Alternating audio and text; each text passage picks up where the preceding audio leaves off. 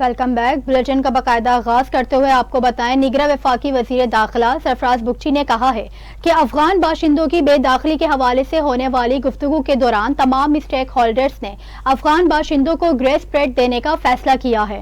سرفراز بگٹی نے افغانیوں کے حوالے سے دیے اپنے بیان میں بتایا ہے کہ بات چیت ہوئی تھی، گفتگو میں تمام اسٹیک ہولڈرز موجود تھے اور فیصلہ ہوا تھا کہ افغان باشندوں کو ایک گریس پیریڈ دیا جائے۔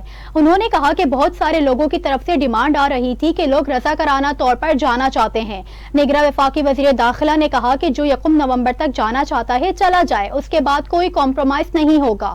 پہلے دن سے یہ کہا ہے کہ یہ صرف افغان بیسڈ پالیسی نہیں ہے، یہ پالیسی غیر قانونی رہائشیوں کے بارے میں ہے، پھر چاہے وہ کسی بھی ملک سے تعلق رکھتے ہوں۔ انہوں نے کہا ہے کہ جب بات غیر قانونی مقیم لوگوں سے حوالے سے ہو رہی ہے تو اس میں افغانی ہو یا کوئی بھی غیر ملکی سبھی شامل ہیں۔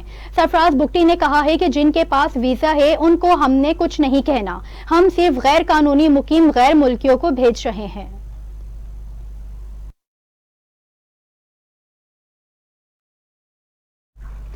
مسلم لیگ نون کی چیف آرگنائزر مریم نواز کا کہنا ہے کہ سیاسی استحکام کے لیے عوام نواز شریف کا ساتھ دے، سیاسی استحکام ہوگا تو معاشی ترقی ہوگی۔ لاہور میں مریم نواز سے ANA 134 کے یونین کونسلر کے چیئرمین، کونسلر اور کارکنوں نے ملاقات کی۔ ملاقات میں نواز شریف کی وطن واپسی پر استقبال کے انتظامات کا جائزہ لیا گیا۔ اس پر مریم نواز نے کہا کہ عوام کی خدمت میں صرف نواز شریف اہل قرار پائے ہیں، مہنگائی سے نجات دلانے میں نواز شریف کے سوا سب نااہل ثابت ہوئے۔ نواز شریف آ رہا ہے مہنگائی سے نجات، پاکستان کی معاشی بحالی کا حل ساتھ لا رہا ہے۔ ان کا کہنا تھا کہ مہنگائی کو ایک ہی شخص نے ختم کیا، وہ ہے نواز شریف۔ نواز شریف وزیر اعظم تھا تو عوام کو آٹا، گھی، چینی سب سستا ملتا تھا۔ نواز شریف گیا تو سستا آٹا، گھی، چینی سب عوام کی پہنچ سے نکل گیا۔ رہنما نون لیگ نے کہا کہ عوام جان چکے ہیں نواز شریف وزیر اعظم ہوگا تو ملک چلے گا، ان کا گھر چلے گا۔ پاکستان کو امیر بنانا، عوام کی مہنگائی سے جان چھڑانا نواز شریف کا ایجنڈا ہے۔ تو دوسری طرف پاکستان تحریک انصاف کے صدر اور سابق وزیر اعلیٰ پنجاب چودھری پرویز الہی نے کہا ہے کہ پاکستان تحریک انصاف نہیں چھوڑوں گا، اسی لیے جیل کاٹ رہا ہوں۔ سابق وزیر اعلیٰ پنجاب چودھری پرویز الہی کو جوڈیشل کمپلیکس توڑ پھوڑ کیس کی سماعت کے لیے عدالت میں پیش کیا گیا، جہاں صحافیوں سے غیر رسمی گفتگو میں ان کا کہنا تھا کہ سپریم کورٹ کا جو فیصلہ آیا ہے اس پر نون لیگ کو بڑی امید تھی، تاہم فیصلے کے بعد دیکھتے ہیں کہ اب نواز شریف کیا بیانیہ بناتے ہیں۔ پرویز الہی کا کہنا تھا کہ الیکشن ایکٹ کی ترمیم کو سپریم کورٹ کے اس فیصلے کے ساتھ نہیں لگا سکتے۔ ان کا کہنا تھا کہ جیل میں اخبار اور ٹیلی ویژن کی سہولت نہیں دی جا رہی ہے اور جیل والا کھانا دیا جا رہا ہے، جس کی وجہ سے کل سے پیٹ خراب ہے۔ انہوں نے کہا کہ جیل والے سہولیات کے حوالے سے کسی عدالت کا حکم نہیں مان رہے، مجھے ذاتی معالج سے علاج کی بھی سہولت نہیں دی جا رہی، جبکہ سیل کے سامنے والی دیوار کو بھی تاحال نہیں ہٹایا گیا۔ اس موقع پر صحافیوں نے سوال کیا، کیا پی ٹی آئی نے آپ سے ٹکٹوں کی تقسیم کے حوالے سے تجویز مانگی ہے، جس پر انہوں نے جواب دیا، نہیں، ایسا تو کچھ نہیں۔ بات کرتے ہیں اسرائیلی جارحیت کی، تو اسرائیلی فوج نے غزہ کا وسطی علاقہ خالی کرنے کے لیے 24 گھنٹوں کا الٹیمیٹم دے دیا۔ برطانوی خبر ایجنسی کے مطابق اقوام متحدہ سے کہا گیا ہے کہ وادی غزہ سے تمام فلسطینیوں کو جنوبی حصوں میں منتقل کر دیا جائے۔ اسرائیل کی دھمکی سے متعلق اقوام متحدہ کے ترجمان نے کہا ہے کہ اسرائیلی دھمکی کی زد میں تقریباً 11 لاکھ فلسطینی آتے ہیں، جو غزہ کی آدھی آبادی ہے۔ ایسی کوئی نقل مکانی تباہ کن انسانی اثرات کے بغیر ممکن نہیں۔ اقوام متحدہ کے مطابق بے گھر فلسطینیوں کی تعداد 4,23,000 تک جا پہنچی ہے۔ آج رات لاکھوں فلسطینیوں کے پاس سونے کی جگہ نہیں۔ غزہ میں جنم لیتے انسانی المیے سے نپٹنے کے لیے 20 لاکھ فلسطینیوں کو فوری امداد کی ضرورت ہے۔ دوسری جانب حماس کے فوجی ترجمان ابو عبیدہ نے خبردار کیا ہے کہ اگر اسرائیل نے زمینی حملہ کیا تو اس کی فوج کو نیست و نابود کر دیا جائے گا۔ اسرائیل پر حملوں کی ویڈیو جاری کرتے ہوئے حماس کے فوجی ترجمان نے دعویٰ کیا کہ جنگ کے آغاز پر ہی اسرائیلی فوج کا غزہ ڈویژن تباہ کر دیا گیا ہے۔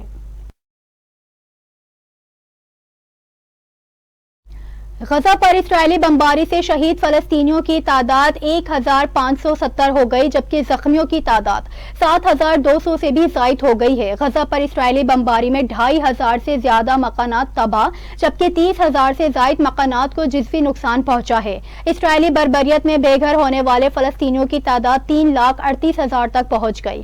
2,20,000 فلسطینی اقوام متحدہ کے اسکولوں میں پناہ لینے پر مجبور، جبکہ 1 لاکھ فلسطینی اپنے عزیزوں اور گرجا گھروں میں رہنے پر مجبور ہو گئے ہیں۔ غزہ میں اسپتالوں میں زخمیوں کے لیے بستر اور دوائیں کم پڑ گئی ہیں۔ بجلی بند ہونے سے وینٹیلیٹرز چلانا چیلنج بن گیا۔ بی سی بی کی ٹیم غزہ کے اسپتال پہنچی تو صحافیوں کو اسرائیلی بمباری کا نشانہ بنے اپنی ہی زخمی دوست اور اہل محلہ جا بجا نظر آئے۔ رپورٹر نے ایسے دل خراش اور بے بسی کے مناظر دیکھے کہ خود اس کی آنکھوں سے اشکبار آنسو نکلنے لگے۔ صدمے سر پر کر کر بیٹھ گیا۔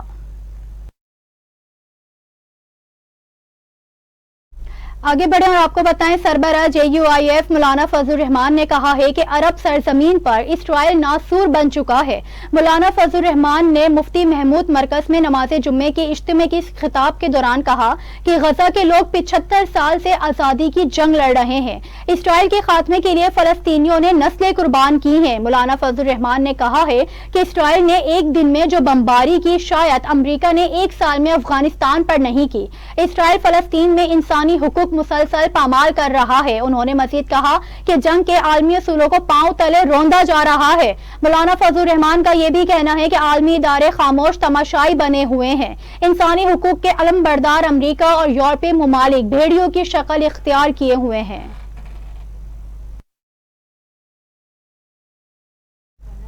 IG پنجاب نے کہا ہے کہ سیالکوٹ واقعے کے ملزمان گرفتار کر لیے گئے ہیں، جس میں بیرونی ہاتھ ملوث ہونے کے ثبوت مل چکے ہیں۔ صوبائی دارالحکومت نے نیوز کانفرنس کرتے ہوئے انسپکٹر جنرل پنجاب پولیس عثمان ڈاکٹر انور نے کہا کہ سیالکوٹ میں مسجد کے اندر فائرنگ کر کے 2 افراد کو شہید کیا گیا۔ جائے واقعہ سے شواہد حاصل کیے واقعے میں ملوث ملزمان پکڑے گئے ہیں، جنہیں جلد عدالتوں میں پیش کریں گے۔ انہوں نے کہا کہ کرائم سین سے کنفرم ہوا ہے کہ اس میں بیرونی ہاتھ ملوث ہے۔ پاکستان میں ایک دہشت گردی کا حملہ ہوا جس کی منصوبہ بندی دوسرے ملک میں ہوئی۔ پاکستان کی ریاست پر حملے پہلے بھی ہوتے رہے ہیں۔ پاکستان کی ایجنسیوں نے پاکستان کے اندر ہونے والے واقعے کو 24 گھنٹوں میں ٹریس کر لیا ہے۔ پاکستان کے خلاف سازشیں کرنے والوں کو پوری دنیا میں بے نقاب کرنے جا رہے ہیں۔ پاکستان پر جھوٹے الزامات لگائے گئے جنہیں بے نقاب کیا گیا۔ IG پنجاب کا کہنا تھا کہ پاکستان میں خود کو عالمی قوانین سے بالا سمجھنے والے بدمعاش ملک کی بدنام زمانہ ایجنسی نے ایک بزدلانہ اور غیر قانونی آپریشن کیا۔ ہم نے 24 گھنٹے کے اندر پاکستان میں ہونے والی دہشت گردی کے منصوبے میں بریک تھرو کیا ہے۔ جو چوہے پاکستان کے خلاف آپریشن کر رہے ہیں، آپ تیار رہیں، ہم پوری دنیا میں آپ کو بے نقاب کرنے جا رہے ہیں۔ IG پنجاب پولیس نے کہا کہ اگلی پریس کانفرنس میں ثابت کر دیں گے ان سازشوں کے پیچھے کون سا بدکار ملک ہے۔ ISI، IMF، CTD، SII اور دیگر تمام ایجنسیز ملک کے دفاع کے لیے تیار ہیں۔ ریاست پاکستان اپنی ایجنسیز کی مدد سے تمام دشمن عناصر کا مقابلہ کرنے کو تیار ہے۔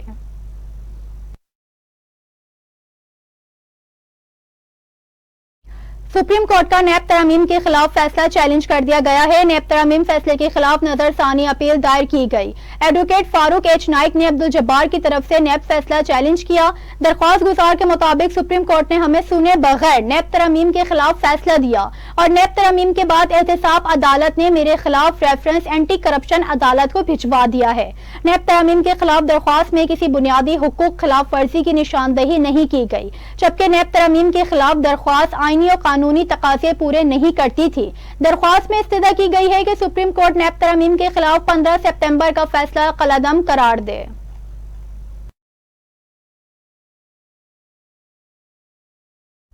عالمی مارکیٹس میں پیٹرولیم مصنوعات کی قیمتوں میں مزید کمی کے بعد پاکستان میں بھی پیٹرولیم مصنوعات سستی ہونے کا امکان ظاہر کیا جا رہا ہے۔ عالمی مارکیٹ میں پیٹرولیم مصنوعات کے دام $12 فی بیرل تک گر گئے ہیں۔ گلف مارکیٹس میں پیٹرولیم مصنوعات $88 فی بیرل پر آ گئی۔ عالمی مارکیٹ میں قیمتیں $84 فی بیرل کی سطح پر دستیاب ہیں۔ پیٹرولیم مصنوعات کے حوالے سے اوگرا ورکنگ 14 اکتوبر کو تیار ہوگا۔ پاکستان میں بھی پیٹرولیم مصنوعات کی قیمتوں میں کمی کا امکان ظاہر کیا جا رہا ہے۔ پیٹرولیم مصنوعات کی قیمتوں کا حتمی فیصلہ 15 اکتوبر کو ہوگا۔